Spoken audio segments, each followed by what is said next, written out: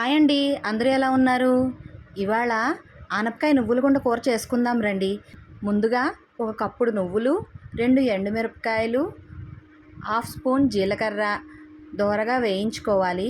నువ్వులు వేగిన తర్వాత దాన్ని చల్లారి పెట్టుకుని మెత్తగా పొడి చేసుకోవాలండి.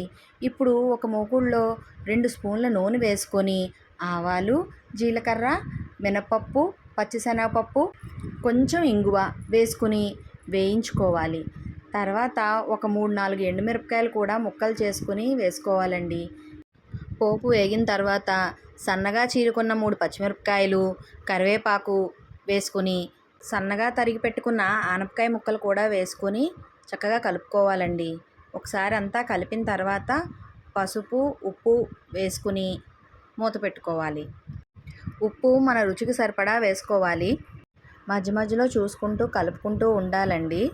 ఆనపకాయ నువ్వుల గుండ కూర అన్నంలోకి, చపాతీలోకి కూడా చాలా బాగుంటుంది. ఎంతో టేస్టీగా ఉంటుందండి. చాలామంది ఆనపకాయని ఉడికించేసి నీళ్లు వార్చేసి తర్వాత సింపుల్గా పోపులో వేసి చేస్తారు.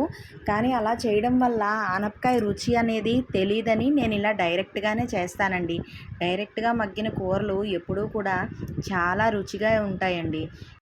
ఇప్పుడు కూర మగ్గిపోయిన తర్వాత ఫైనల్గా నువ్వుల పొడి వేసుకొని కూరని దించేసుకోవడమే.